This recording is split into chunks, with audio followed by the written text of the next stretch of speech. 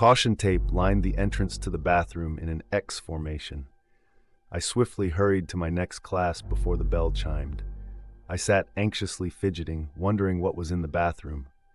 I finally had enough and asked to use the bathroom, to which my teacher replied, "Yes, use the one further down the hall. The first one is down for maintenance." I stood up out of my chair and proceeded to walk through the hallways until I was facing the bathroom with the X marked on it in a yellow and black fashion. I peered behind me to make sure no one was near as I crept through the caution tape and made my way to my destination. At first, it was a typical high school bathroom. Broken mirrors, eerily dark stalls, and the hint of mildew filled the air around me. That's when I heard it drip, drip, drip from the stall in the back right corner. I maneuvered at a slow pace towards the corner, and to my surprise, it was just a leak from the ceiling tile. I exhaled a sigh of relief and made my way back to my classroom, cursing myself for even being scared in the first place. I continued my school day as usual, but was still plagued by the thoughts of the out-of-order bathroom.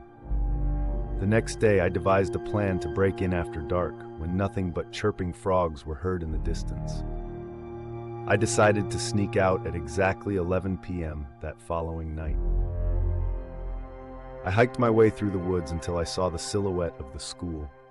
I gradually made my way up through the lawn to the back entrance.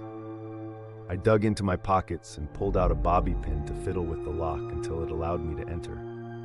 Once inside, I glanced around for any cameras, but to my surprise, they had been turned off for the night. I crept down each hall, taking note of which way I came in. I shined my flashlight towards the caution tape door and made my way back inside once more. It happened fast.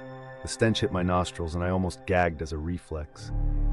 It was the most putrid scent I've ever smelt in my 16 years of living. I quickly turned and was about to run out when I saw him. A tall creature drenched in a sticky liquid, which I presumed was blood. I never ran faster in my life, back out the hallways, through the back entrance. I didn't stop running until I made it through the entirety of the woods. I stopped when I made it back to my bedroom window. A few days later, my mom announced we were moving. I never went back to Cedar Crest High School ever again.